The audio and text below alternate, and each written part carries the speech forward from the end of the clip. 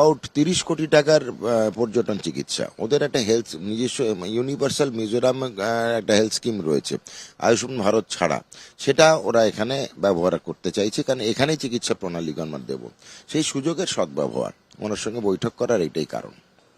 মিজোরামের একেবারে স্বাস্থ্যমন্ত্রী, তার সাথে ম্যারাথন বৈঠক চলেছে রাজ্য স্বাস্থ্য ভবনে স্বাস্থ্যমন্ত্রী শারদ মুখোপাধ্যায়ের সঙ্গে। সরাসরি আমরা তার সাথে কথা বলবো। ঠিক কি বিষয়ে আলোচনা হলো স্যার? আজকে একটা ম্যারাথন বৈঠক চলছিল মিজোরামের স্বাস্থ্যমন্ত্রীর সাথে, আপনার কি হলো এই বিষয়ে? কলকাতা শহরকে পরিণত করতে হবে উত্তর পূর্ব ভারতের সব থেকে নির্ভরযোগ্য চিকিৎসা ট্যুরিজম, মানে আমাদের যে হেলথ ট্যুরিজম, চিকিৎসা পর্যটন কেন্দ্র হিসেবে। তার জন্য আমি উত্তর পূর্ব ভারতের বিভিন্ন স্টেটের কাছে রিচ আউট করছি, যাতে পশ্চিমবঙ্গ তথা কলকাতা, দুর্গাপুর, আসানসোলের কথাও আজকে হয়েছে ওনার সঙ্গে, যে যাতে উত্তর পূর্ব ভারতের যেসব রাজ্যগুলো আছে, 7টি রাজ্য, 7 সিস্টার্স, আমাদের 7 বোন, তাদের যে দরকার চিকিৎসার প্রয়োজনীয়তা, তার জন্য কলকাতা, আসানসোল, দুর্গাপুর এই 3টে শহর, আর তার সঙ্গে শিলিগুড়ি, সব থেকে এন্ট্রি পয়েন্ট শিলিগুড়ি বা নিউ জলপাইগুড়ি, তার সঙ্গে আসানসোল, দুর্গাপুর, কলকাতাকে চিহ্নিতকরণ করা হয়েছে ওদের চিকিৎসা পর্যটন কেন্দ্র হিসেবে। এবং তাতে ওনার সঙ্গে আমার অনেকগুলো বৈঠক হলো, যেসব অনেকক্ষণ ধরে বৈঠক হলো, যেসব পরিষেবা ওদের ওখানে নেই উত্তর পূর্ব ভারতে, যেমন অত্যাধুনিক রোবোটিক সার্জারি, যেমন আমাদের diagnostic services, PET scan, 18 FDG PET scan, FAPI PET scan, সাইক্লোট্রনের পরিষেবা ওদের ওখানে নেই। সুতরাং ওরা রেডিও আইসোটোপস পায় না, radio iodine therapy, stereotactic radio surgery বা অত্যাধুনিক রেডিয়েশন অঙ্কোলজির দরকার, যেগুলো gamma knife, x knife, tomotherapy, এই সবগুলো কিন্তু ওদের ওখানে নেই পরিষেবাগুলো। আমাদের যেগুলো ইন্টারভেনশনাল সার্জারি চিকিৎসা পদ্ধতি রয়েছে, যেমন সিএবিজি, যেমন আমাদের পিটিসিএ, মানে ধমনীতে, হার্টের ধমনীতে যদি যখন রক্ত চলাচল আটকে যায়, সেটা ওপেন হার্ট সার্জারি, সেই পরিষেবাগুলো আমরা দেব। গ্যাস্ট্রেন্ট্রোলজির অত্যাধুনিক পরিষেবা, সেগুলো কিন্তু আমরা উত্তর পূর্ব ভারতের যারা নাগরিক আছে তাদের কাছে আমরাই হচ্ছে সব থেকে আকর্ষণ, বড় আকর্ষণ। সেটার জন্যই ডিসকাস করা। প্রায় 25 থেকে 30 কোটি টাকা বিনিয়োগ হয়, কিন্তু আমাদের পশ্চিমবঙ্গে যতটা চিকিৎসা পর্যটন আছে, তার মধ্যে আমরা কিন্তু আমাদের মেন গ্রাহক উত্তর পূর্ব ভারত। সেই বিনিয়োগটা বাড়াতে, যাতে আরও আসে। বেসরকারি প্রতিষ্ঠানে ওদের বেশিরভাগ সঙ্গে পছন্দ। আমি আজকে ওনাদেরকে বলেছি, খালি বেসরকারি কেন, সরকারি প্রতিষ্ঠান আমাদের এপেক্স, যেগুলো টার্সারি কেয়ার হাসপাতাল, ওদের যেখানে কম পয়সার অভাব আছে, তাতে ওদের, যেহেতু আমরা আয়ুষ্মান ভারত এবার সারা ভারতবর্ষের মধ্যে পশ্চিমবঙ্গ ঢুকলো, এতদিন তো পশ্চিমবঙ্গ ভারতবর্ষের বাইরে ছিল, এবার ঢুকলো, সুবিধা হয়ে গেছে আমাদের। ওদের ওখানে যারা আছে সবারই আয়ুষ্মান ভারত আছে। তারা যখন পরিষেবা চাইবে, আমাদের সরকারি টার্সারি কেয়ার হাসপাতালগুলো আমরা সেই পরিষেবা দেব। তারা একটা যিনি মুখ্যমন্ত্রী, এই স্বাস্থ্যমন্ত্রী ছিলেন, তার সাথে আমরা কথা বলছিলাম, তিনি জানালেন যে একটা 26 কোটি টাকার একটা তারা বাংলায় বিনিয়োগ করতে চলেছে। এই বিষয়টা যদি অ্যাবাউট 30 কোটি টাকার পর্যটন চিকিৎসা। ওদের একটা হেলথ নিজস্ব ইউনিভার্সাল মিজোরাম একটা হেলথ স্কিম রয়েছে আয়ুষ্মান ভারত ছাড়া, সেটা ওরা এখানে ব্যবহার করতে চাইছে, কারণ এখানেই চিকিৎসা প্রণালীগণ দেব, সেই সুযোগের সদ্ব্যবহার ওনার সঙ্গে বৈঠক করার এটাই কারণ।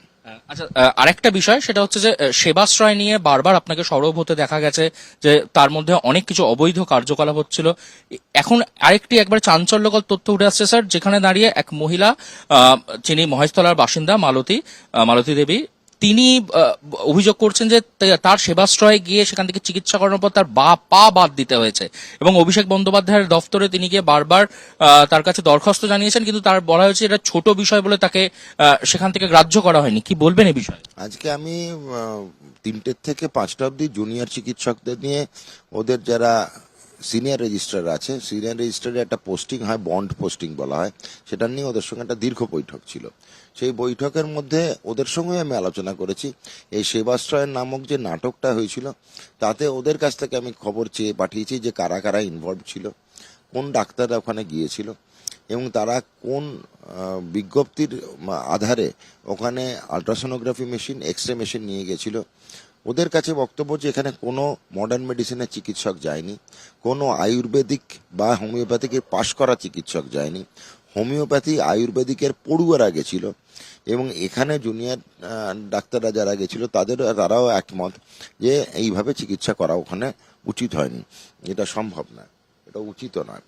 তো সেখানে দাঁড়িয়ে আমি আজ থেকে 4 মাস আগে বারবার এই নিয়ে অনেক কণ্ঠস্বর তুলেছি, কোনো লাভ হয়নি, কেউ তখন আমার কথা শোনেনি, আমি বিরোধী পক্ষ। এখন দেখতে পাচ্ছি যে আমি সত্যি কথাই বলেছিলাম। ওখানে যে মালতী দেবীর কথা বলা হচ্ছে সংবাদ মাধ্যমে আমি ওনার কাছে পৌঁছতে চাই এই বার্তাটা, যে উনি স্বাস্থ্য ভবনে আসুন, ওনার চিকিৎসার যদি যেখানে কোনো গাফিলতি হয়ে থাকে, আফটারঅল তো পশ্চিমবঙ্গ, এখানে চিকিৎসার দায়িত্বভার স্বাস্থ্য দপ্তরকে নিতে হবে। সে আগের মন্ত্রণালয় যদি করে থাকে আগের শাসক দলের, তার দায়িত্বও আমরা নেব। আমরা মনে করি যে কোনো গ্রাহক যিনি চিকিৎসা নিয়েছেন, যে কোনো রুগী, তার পরিষেবার কোনো সময় যদি কোনো ত্রুটি থাকে স্বাস্থ্য দপ্তর নেবে। কম্পেনসেশন যদি দরকার হয়, যদি ওনার কিভাবে হয়েছে বা ওনার যদি মনে হয় কেউ গাফিলতি করেছে, তার যদি শাস্তি বা বিচার চান, বিচারের জন্য স্বাস্থ্য দপ্তর রেডি। উনি যেন দয়া করে স্বাস্থ্য দপ্তরে একবার আসেন। মানে তিনি যদি আপনার সাথে দেখা করতে আসেন তাহলে কি আপনারা আমি চাইছি যদি উনি না আসেন, আমার কাছে যদি ওনার ফোন নাম্বার বা ঠিকানা পাই, আমাদের আধিকারিক পৌঁছে যাবে বা আমরা ফোন করে ওনাকে ডেকে নিতে পারি। স্যার একটা বিষয় সেটা হচ্ছে যে এই যে সেবাশ্রয় নিয়ে এখন এত বলা হচ্ছে, প্রচুর পরিমাণে ওষুধ উদ্ধার হচ্ছে, একবার মাটি খুঁড়ে ওষুধ বেরোচ্ছে, মানে এই বিষয়গুলো কি মানে সেই সময় স্বাস্থ্য দপ্তর তারা কি মানে পারমিশন দিয়েছিল নাকি জেনেও না জানার? স্বাস্থ্য দপ্তরের তরফ থেকে সেবাশ্রয়ের ব্যাপারে একটি ফাইলও মুভ করে, পুরোটাই মৌখিক। এখানে স্বাস্থ্য আধিকারিকরা বলছে আমাদের কাছে কোনো রকম কোনো লিখিত অর্ডার হয়নি, কিন্তু লিখিত অর্ডার দরকারও নেই, কারণ অভিষেক বন্দ্যোপাধ্যায় নামক যে সাংসদ, তিনি হচ্ছেন মুখ্যমন্ত্রী তথা স্বাস্থ্যমন্ত্রীর ভাইপো, তার অঙ্গুলি হেলনই যথেষ্ট, মুখেও অর্ডার দিতে হয় না, উনি চোখ রাঙালেই যথেষ্ট ছিল। সুতরাং কোনো রকম ফাইল মুভ হয়নি, তৈরিও হয়নি, সবই কিন্তু মৌখিক বা ইঙ্গিতে হয়ে গেছে। ওখানে স্বাস্থ্য দপ্তর ইঙ্গিতে আর মুখের ভার্বাল অর্ডারে চলতো, ওদের কোনো ফাইল ছিল না। শুধু তাই না, অভয়াকাণ্ডে স্বাস্থ্য দপ্তরে ফাইল নেই।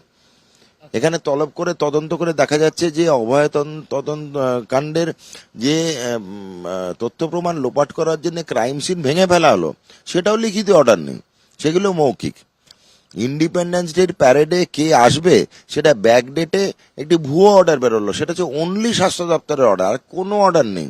একটা ইন্ডিপেন্ডেন্স ডে প্যারেডে হঠাৎ অভিজ্ঞকে রাখা হয়ে গেল, হঠাৎ বিরূপক্ষ বিশ্বাসকে রাখা হয়ে গেল, সেটা একটা ব্যাক ডেটে অর্ডার বেরোলো, হাতে লেখা ডেট। যেমন স্বাস্থ্য দপ্তরে সবকিছুই কিন্তু ছাপানো, আর আজকালকার যুগে কেউ ছাপানো ছাড়া বেরোয় না। কোথাও দেখেছেন হাতে, আজকেও তো ট্রান্সফার অর্ডার বেরিয়েছে, তা আমাদের হাতে লেখা কোনো কিছু আছে? সই ছাড়া না, সবগুলোই তো আমাদের ছাপা টাইপ করা থাকে, কম্পিউটারাইজ সব।